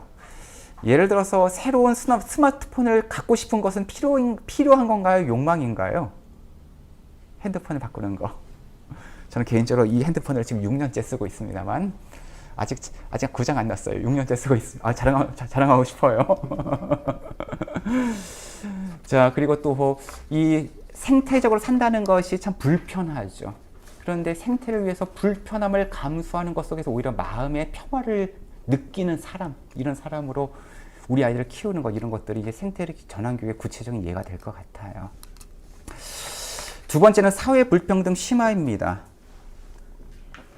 이것을 위해서 이제 민주 시민 교육이 더욱더 강화되어야 되고, 이런 민주 시민 교육이 미래 사회의 핵심이 되어야 될 것 같습니다. 이것과 관련돼서 요즘 화두가 되고 있는 것이 메리토크라시죠. 능력주의죠. 메리토크라시의 능력주의. 내 능력대로 내가 이 사회 속에서 부와 권력을 누리는 것이 당연하다. 이른바 그것이 공정하다. 부모의 빽이 아닌 내 능력으로 내가 뭔가 성취해서 그 결과를 누리는 것이 당연하다. 이것이 이제 공정성 담론, 능력주의죠. 그런데 이제 롤스 같은 분들은 이런 얘기를 하죠. 너의 능력은 너의 것이 아니다. 샌들도 마찬가지고요. 내가 지금 가지고 있는 능력도 물려받은 것이거나 운 좋게 그런 환경에서 태어난 것일 따름이다. 네가 노력해서 이룩한 것도 이 사회 구성원 모두가 함께 만들어낸 공동의 자산이다. 이것이 자유주의 철학에서도 말하는 그러한 새로운 사회 정의론의 기본이지 않겠습니까? 나의 능력은 사회 구성원 모두의 공동 자산임을 깨닫고 결국 그 나의 능력을 이 사회에 기여하도록 거기에 쓰려고 하는 것이 민주 시민 교육의 핵심일 것 같아요. 이건 우리가 흔히 하는 말로 배워서 남주자. 그것이 메리토크라시를 극복하는 가장 쉬운 표현이지 않을까 싶습니다. 개천에서 용이 나는 시대는 끝났습니다. 그래서 이제는 개천에서 용이 나도록 애쓰는 것이 아니라 우리 모두가 승리하는, 아니 승자도 패자도 없는 그 경쟁에서 이기는 법이 아니라 불평등한 구조를 타파하는 역량을 기르는, 그것이 미래교육, 민주시민교육의 핵심이 될 것 같고요. 세 번째, 저 같은 교원들을 긴장시키고 있는 것은 인구수 감소입니다. 인구수 감소. 출생아 수 추이를 살펴봤더니요, 우리나라 출생아 수가 100만 명에서 90만 명대로 뚝 떨어지는 것이 71년과 72년 사이. 혹시 이 자리에 71년생 계신가요? 71년생이 정확히 100만 명이 태어났어요. 정확하게 30년 후 2001년에 55만 명 반토막이 났습니다. 그로부터 정확하게 20년 후 재작년 2021년에 또 반토막이 났어요. 26만 명. 100만 명에서 30년 후에 55만 명으로, 20년 후에 26만 명으로 반토막. 그래서 지금 라떼를 부르짖는 분들이 100만 명 세대, 작년에 태어난 우리 아이들이 25만 명 세대, 4분의 1입니다. 자, 많은 분들이 이런 25만 명이 100만 명 어떻게 먹여 살리냐, 이것 때문에 또 많은 분들이 좀 걱정하시지만, 일단 저는 학교가 사라진다는 것이 참 걱정됩니다. 지방 학교가 먼저 사라지고 있고요. 지금 수도권 학교. 이 수도권에 있는 학교 중에서 유일하게 학생 수가 늘어나는 지역은 딱 두 군데입니다. 서울은 없고요. 서울도 다 줄어요. 서울도 다 줄고, 경기도 딱 두 군데. 김포와 화성. 거기만 학령 인구가 늘어나고 있어요. 새로 유입 인구가 많기 때문에. 수도권도 다 줄고 있어요. 지방에서부터 시작되는 학교 폐교가 이제 수도권으로 오고 있고요. 자, 그 다음에 유아교육과가 10년 전만 해도 굉장히 인기가 많았습니다. 지금 유아교육과 대부분 문 닫고 있습니다. 학생 수가 줄어들기 때문에 지금 유치원들이, 특히 지방의 유치원들이 다 하나도 문을 닫거든요. 유아교육과가 지금 학생을 모집 못하고 있고요. 근데 유아교육, 그 다음에 초중등교육, 그 다음에 대학교육이 올라올 겁니다. 자, 이렇게 인구가 줄어들면 줄어들수록 100만 명에서 25만 명으로 줄어들수록 이렇게 어려운 시기에, 저출생 시기에 아이를 출생한다는 것은 어마어마한 모험이자 위기입니다. 도전입니다. 그래서 내 새끼가 너무 소중해요. 그래서 두 번째 걱정은 내 자녀 이기주의 극단화. 최근에 그 악성 민원 여러 가지 요인이 있겠습니다만 저는 내 자녀 이기주의 극단의 형태이지 않을까. 왕의 DNA. 내 자녀는 왕의 DNA를 갖고 있으니 절대로 야단을 치지 마세요. 그 학부모가 교육부 직원이었다니 세상에. 네. 이런 어떤 극단적인 악성 민원이라든가 그렇게 자란 아이들이 나중에 뭔가 좀 탈출구 없을 때 터져나는 것이 요즘 벌어지고 있는 여러 가지 사회 범죄, 학교 폭력, 사회 폭력이지 않았을까 저는 이렇게 짐작을 해봅니다. 그래서 학생 수가 줄어드는 것은 단지 학교가 줄어든다는 것뿐만 아니라 어떤 그 단절된 개인주의, 고립적 개인주의의 어떤 극단, 그리고 자기 자녀 이기주의 극단으로 치달을까 봐 걱정스럽고요. 이런 이기주의 극단화가 이 사회 연대 원리를 또 해칠까 이런 걱정이 듭니다. 하지만 인구수가 줄어든다는 거는요, 최재천 선생님에 의하면 생태계가 회복되는 굉장히 유력한 방법이기도 하대요. 그리고 제가 거기까지 모르겠어요. 거기까지 모르겠고, 일단 교육 여건이 개선되는 굉장히 유리한 조건인 건 분명합니다. 지금 한 학급에 30명이 넘어가는 학교는 굉장한 과밀학급입니다. 저는 교사 시절에 딱 한 번 학급당 학생 수가 30명을 느껴본 적이 있었거든요. 그때 너무 행복했어요. 교실도 너무 널널했어요. 한 55명 이렇게 가르치다가. 근데 지금 30명이면 굉장히 많은 거예요. 그래서 대부분의 학교, 초등학교는 보통 한 학급에 한 15명, 20명 이하죠. 점점 이제 뭐 20명 이하, 15명 이하로 줄어들 거예요. 그만큼 교육 여건은 좋아져요. 그리고 학생 한 명 한 명에 대한 맞춤형 교육, 개별화 교육이 가능한 우리가 꿈꿔왔던 선진국형 교육이 자연스럽게 되고 있습니다. 더 중요한 거는 이제 이 25만 명 한 명이 너무 소중해요. 이것이 자기 자녀 이기주의로 갈 수도 있겠지만 이 중에 누구도 버릴 수 없다. 포기할 수 없다. 경쟁시켜 탈락시킬 수 없다. 모든 아이들의 가능성을, 탁월성을 최대한 키워야 된다라고 하는 새로운 패러다임의 전환도 가능하다. 그것을 다른 말로 단 한 명도 포기하지 않는 책임교육. 소수를 위한 경쟁교육이 아니라 모두를 위한 책임교육. 이렇게 또 말씀드릴 수가 있을 것 같습니다. 자, 거의 끝나갑니다. 네 번째, 4차 산업혁명, 요즘 AI가 이제 인간의 일자리를 대체하고 있죠, 이미.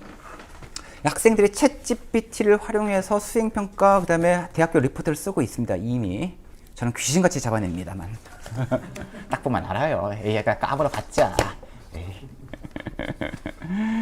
자, 그런데 일부 사람들은 미래교육은 AI 활용 교육이다 이렇게 얘기하시는 분들이 가끔 있어요. 저는 절대로 그것이 아니다. 어차피 AI는 또 진화해요. 그 언제 또 따라잡습니까?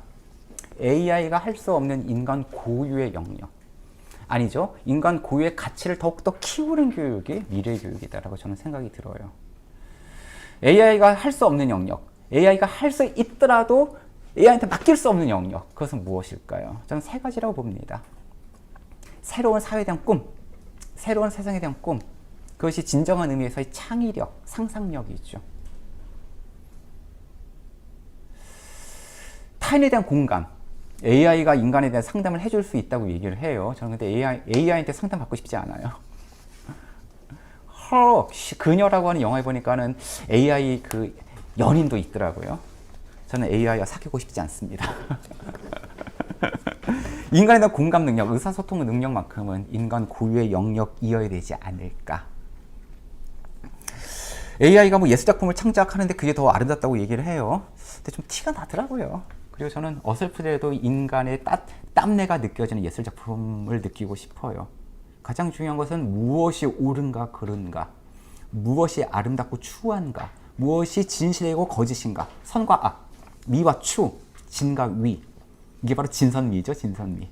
이것을 같이 판다는 인간 고유의 영역일 것이고, 이런 인간 고유의 영역, AI가 혹시 할 수 있더라도 인간 고유의 가치를 키우는 교육이 이제 미래 교육의 핵심이지 않을까 싶은데요. 이건 저 혼자 주장하는 것이 아닙니다. 이미 국제적으로 합의를 본 거예요. OECD, 국제경제개발협력기구, 이게 원래 자본가의 입장을 대변하는 기구였는데 최근에 아주 이분들이 좀 회개를 하셨는지 놀라운 연구 보고서를 썼습니다. OECD 에듀케이션 2030이라고 하는 미래교육 보고서가 2018년에 나왔는데요. 이 연구 보고서에 의하면 미래 사회의 전망을 예측 불가능한 불확실성의 시대라고 규정하고 있어요. 뭐다라고 얘기를 안 해요. 한마디로 알 수 없다. 2018년에 이런 결과를 보고 좀 무책임한 거 아니야 싶었는데 그 다음에 코로나가 터졌어요. 정말 맞구나. 앞으로 미래 사회는 알 수 없다라고 얘기하는 것이 정직한 거구나. 그럼 이 시기에 지향해야 될 가치가 뭘까? OECD가 예전에는요, 데세코 프로젝트라고 하는 연구 보고서에서는 석세스, 성공을 교육의 가치로 뽑았다가 이제는 웰빙을 우리말로 번역하면 행복 정도가 될까요? 직역을 하면 잘 사는 것, 아니 잘 존재하는 것. 인간이 인간답게 잘 존재하는 게 웰빙이죠. 이것이 미래 교육의 지향에 대한 가치다 라고 이야기를 하고 있고요. 이러한 웰빙을 지향하기 위해서 인간이 길러야 될 역량을 변혁적 역량이라고 규정을 했습니다. 변혁적 역량, 변혁이죠. 사회를 변혁하는 힘입니다. 미래 사회를 바람직한 방향으로 바꾸는 힘. 아까 제가 말씀드렸던 생태 전환, 민주 시민, 사회 불평등 타파, 이런 복합 위기의 극복, 이런 것들 변혁적 역량이죠. 미래 사회를 바람직하게 바꾸는 능력. 이런 과격한 용어를 OECD가 쓸 정도로 우리 인류 사회는 지금 위기에 처했구나 라는 거 하는 것이 어떻게 보면 절박한 요구라고 저는 생각이 들어요. 이것을 위해서 학습의 원리로 학생 주도성, 스튜던트 에이전시를 이야기를 하고 있습니다. 그리고 이러한 OECD의 연구 보고서는 세계 각국의 교육학자들이 모여서 함께 쓴 겁니다. 그것이 세계 각국의 교육에 반영되고 있어요. 2022 개정교육과정이라고 해서 고교 학점제가 바로 이 2022 개정교육과정이거든요. 내후년부터 적용되는. 거기에도 이런 변혁적 역량이 2022 개정교육과정의 이론적 배경이고요. 그래서 2022 개정교육과정에서 모든 교과에서 아까 말씀드렸던 생태전환교육, 민주시민교육을 강화해야 된다 라고 하는 것이 2022 개정교육과정의 주요 핵심 내용이고요. 이것이 우리 공교육이 지향하는 이미 합의를 본 미래교육의 방향입니다. 그래서 이것은 뭐 진보 진영만의 주장도 아니고 교육학자만의 주장도 아니고 절박한 인류 사회의 과제. 쉽게 말씀드려서 미래교육은 이제 더 이상 주입식 교육, 암기식 교육은 의미도 없고 필요하지도 않고 지속 가능하지도 않고 변혁적 역량, 미래 사회를 바람직하게 바꾸는 능력. 학교는 우리 아이들이 꿈과 우정을 경험하는 곳, 민주시민을 길러내는 곳, 그리고 이 민주시민 교육은 학교 교육으로 끝나는 것이 아니라 평생 교육으로 이어져야 되고, 오늘 이 자료 같은 노동교육에서도, 노동조합 교육에서도 이루어져야 되는 교육이지 않을까, 이런 말씀을 드려봅니다. 이 자리에 계시는 분들 혹은 유튜브로 보시는 분들이 노동조합 활동가이시거나 조합원이시거나 평범한 시민이시거나 아니면 학부모이실 것 같아요. 학부모님이시나 가정하에 제가 세 말씀만 드리겠습니다. 우리 학부모님들, 자녀의 꿈을 응원하고 지지해 주세요 라고 하는 뻔한 말씀을 드리고 싶습니다. 미래 사회에 필요한 진로 교육은 진로를 너무 빨리 정하는 것도 이제 의미가 없습니다. 중학생 때 어떻게 진로를 정해요? 저는 앞으로 제 진로가 어떻게 될지 아직도 잘 모르겠어요. 평생 진로는 개척해 나가는 거죠. 미래 사회는 언제 어디서든 새로운 인생을 개척하는 역량이 필요하고요. 우리 청소년을 위해서도 특정 직업을 위한 스펙을 쌓아봐야 별 의미가 없습니다. 삶의 주인공으로 성장해 나가는 스토리가 필요하다고 흔히 얘기를 하죠. 스펙이 아닌 스토리, 이런 얘기는 학원에서도 흔히 하는 얘기입니다. 자, 그리고 학부모님들은 그렇다면 우리 아이들에게 이런 길을 가야 돼, 저런 길을 가야 돼, 그것보다도 좋은 사회, 좋은 삶에 대한 꿈을 꾸도록 지원해 주시는 것인데, 좋은 사회, 좋은 꿈을 우리 아이들 가지려면은 우리 어른들부터 성인들부터 학부모님들부터 좋은 사회를 꿈꾸고 좋은 삶을 사셔야 될 것 같아요. 그래서 제가 학교에서 학부모님들 만날 때는 이런 말씀을 꼭 드립니다. 아이들 뭐 공부하라고 잔소리하기 전에 부모님 먼저 공부해 주세요. 물론 학생들과 똑같은 입시 공부하라는 의미는 아니죠. 학교에서 함께 독서 모임을 해주시는 것, 이런 자리에서 정치 발전소 같은 곳에서 함께 책을 읽는 모임을 해주시는 것, 그 자체가 좋은 삶을 자녀에게 먼저 보여주시는 것 같아요. 그 지역사회에서 의미 있는 일을 찾으시는 거죠. 텃밭 가꾸기 같이 소소한 일에서부터 출발해서 더 나가서 생태 전환과 관련된 지역 내에서의 실천, 이런 것들을 보여주시는 것들이 자녀에게 좋은 삶을 먼저 보여주시는 출발이지 않을까, 이런 말씀을 감히 드려봅니다. 두 번째, 학부모님들도 교육의 주체입니다. 학교에 참여하셔야 됩니다. 그런데 소비자로서 참여하는 것이 아니라 민주시민으로서 참여하는 것이 중요할 것 같습니다. 최근에 문제가 되고 있는 악성 민원의 본질은 소비자주의. 내가 교육의 소비자다. 우리 아이는 왕의 DNA를 가지고 있다. 그러니 학교는, 담임교사는 이러한 나의 아이의 요구에 맞는 서비스를 제공하라. 그걸 제공하지 않으면 끝까지 괴롭히겠다. 별점 테러를 매기듯이 교원평가 그 테러를 매기겠다. 뭐 등등. 아니면 정 안 되면은 그 뭐죠? 아동학대법 고소고발하겠다. 이런 것들이 소비자주의죠. 이 소비자주의는 학부모님들만 탓할 수가 없어요. 아까 말씀드렸던 신자유주의적 교육 정책으로부터 학부모를 소비자로 호명해 왔습니다. 그것이 교육의 상품화죠. 교육의 상품화됐을 경우에 당연히 학교는, 교사는 교육이라는 상품을 제공하는 서비스 제공자예요. 학부모는 그것을 소비하는, 마치 백화점에서 물건을 고르거나 서비스를 제공받는, 그 서비스를 제공받은 이후에 전화 오잖아요. 별점 주는 거. 그런 의식. 그 의식이 고스란히 이제 학교까지 투영되는 것이 이제 소비자주의죠.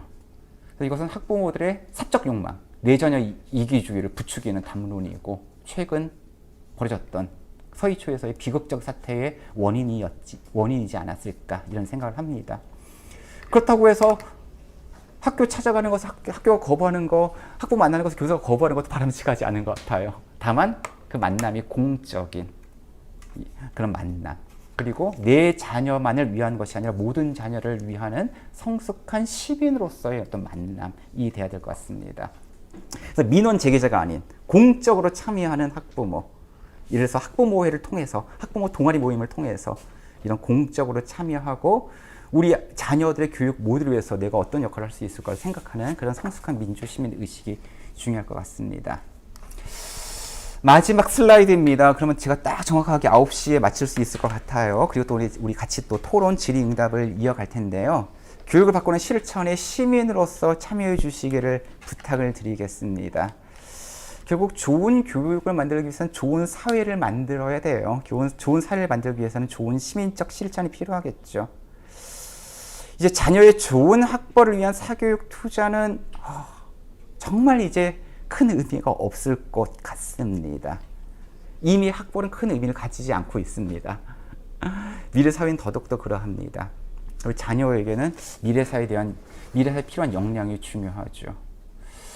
자, 우리가 노동운동에 있어서도 마찬가지인 것 같아요. 노동운동이 단지 임금 인상만을 위한 운동이 아니고 우리 사회를 바꾸고자 하는 운동이듯이 자본주의 사회에서의 교육은 기본적으로 자본주의 계급을 재생산하는 역할을 해왔거든요.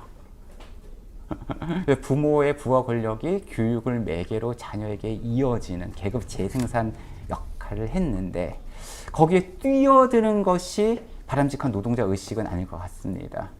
이 노동운동은 자본주의 계급 재생산 역할을 해온 교육에 대한 비판적 의식을 또한 가질 수 있어야 될 것 같고요. 그래서 사회가 바뀌어야 교육이 바뀌고 또 나가서 교육이 또 사회를 바꿀 수 있다고 저는 확신을 하고 있습니다. 그래서 우리가 알게 모르게 2010년 이후 어떤 진보 교육감을 통해서 많은 효과를 본 것은 분명합니다. 앞으로도 이러한 어떤 참여와 실천, 그리고 사회를 바꾸기 위한, 아까 북유럽형 교육을 말씀드릴 때 그 북유럽 교육의 원동력은 높은 노동조합 조직률과 거기에 따른 진보정당, 좌포정당의 성장으로부터 비롯된 어떤 사회민주주의 체제의 복지국가 체제로부터 비롯됐다 말씀드렸는데 우리 사회 속에서도 그러한 사회적 실천이 필요하지 않을까, 이런 말씀드리면서 오늘 준비한 말씀 여기서 마치도록 하겠습니다. 네, 경청해 주셔서 감사합니다. 바로 질문 있으시면 바로 이어서 좀 질문하시죠. 시간이 네, 시간이 9시 가까이 됐으니까요. 질문 있으면 현장에 계신 분들은 질문해 주시면 될 것 같고 온라인으로 보고 계신 분들은 댓글 통해서 질문해 주시면 될 것 같습니다. 질문 있으신 분? 질문해 주셔야 됩니다.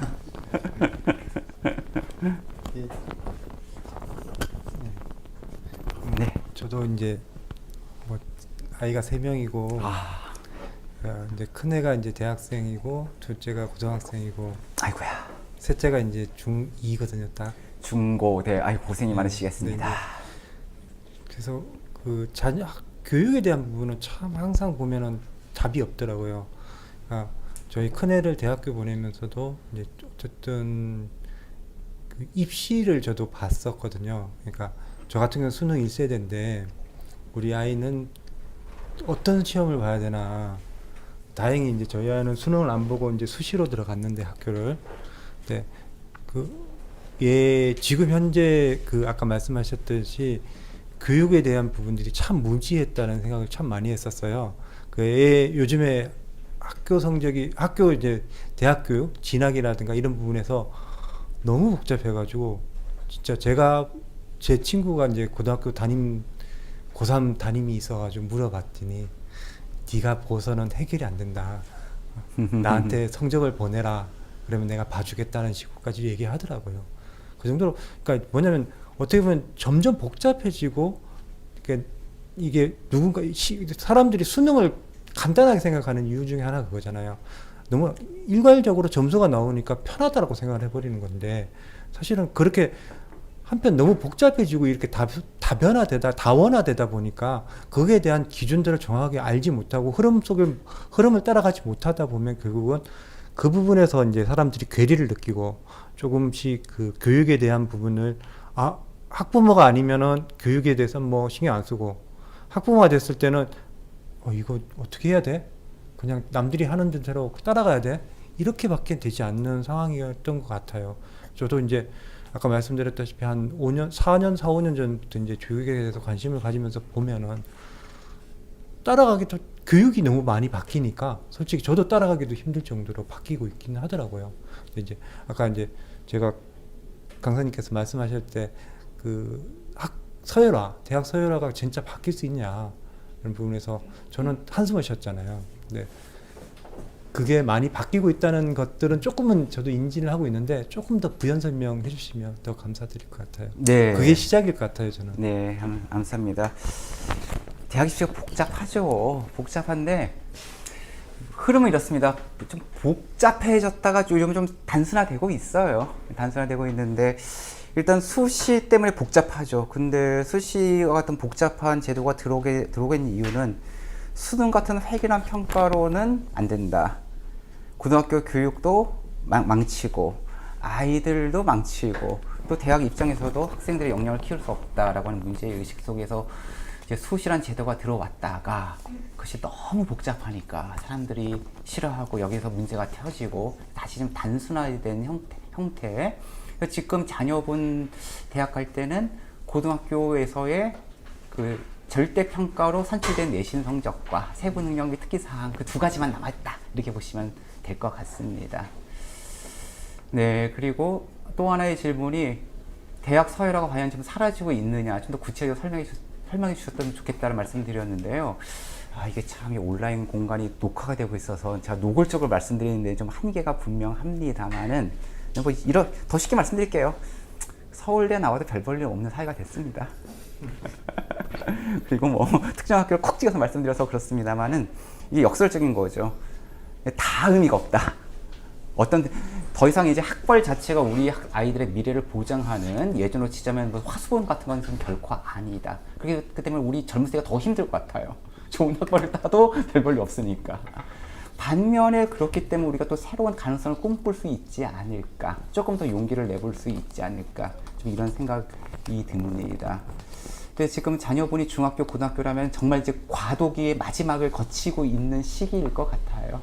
좀 어려우시겠지만 거기서 일단은 우리 자녀분께서 이제 어떤 삶을 살아가기를 원하시는가에 대해서 좀 허심탄회하게 대화 나누시는 거. 어차피 그 복잡한 입시 그 교사이신 친구분이 어차피 넌 몰라 이렇게 말씀하셨다면서요. 네.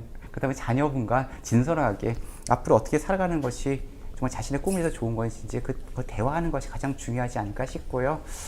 이제 어떤 대학 서열화 학벌에 대해서 너무 지나치게 걱정하지 않으셔도 될 것 같다. 다만 우리 지금 젊은 세대가 그만큼 자신의 삶을 주체적으로 살아갈 수 있는 그 힘을 길러내는 것, 삶의 힘을 길러내는 것이 더욱더 중요한 시기가 온 것은 분명하다. 이렇게 말씀드리고 싶습니다. 네. 그 인터넷에서 그 댓글로 질문 주신 분이 있는데요. 초등학교 3학년 아이를 키우고 있는데 선행을 안 하자니 아이만 뒤떨어지는 불안감에 이제 교육에 대해서 스트레스를 많이 주고 있는 네. 상황이다. 네. 정말 지금 세대는 본인 세대와 다르게 본인이 좋아하는 걸 계속 하는 게 나을지 아니면 예전처럼 암기 위주 교육을 계속 해야 되는지 고민이다. 이렇게 말씀해 주셨습니다. 네, 선행학습에 대해서 팩트 체크가 몇 가지 필요합니다. 아까 팩트 체크 한 가지 말씀드렸는데요. 예컨대 특목고 자사고를 보내기 위해서는 초등학교 때부터 선행교육 시켜야 된다. 팩트가 맞지 않습니다. 특목고 자사고는 지금도 입시가 없어요. 이미 입시가 없고 추첨이에요. 추첨. 쉽게 말씀드려 추첨제입니다. 네, 면접 플러스 추첨을 통해서 한 2배수를 선발하고요. 그리고 나서 면접으로 선발을 하는 거고, 그 특목고 자사고에 오는 친구는 대체적으로 중학교 내신 성적은 뭐 절대평가는 만점이다라고 기본값을 깔고 지원을 하겠죠.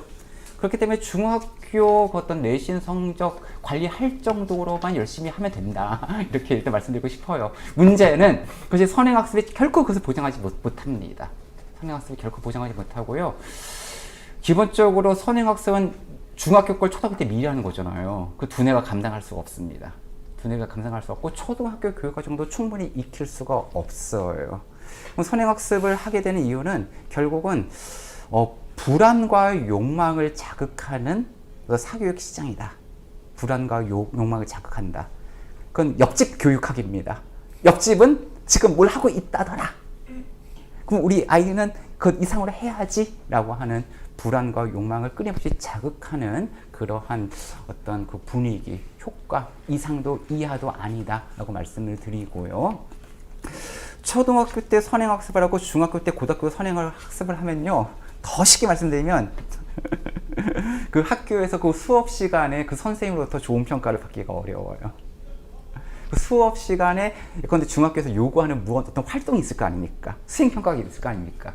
그것을 충실히 하는 학생이 그 선생님으로부터 또 좋은 평가를 받는 구조입니다. 지금 현재 자체가.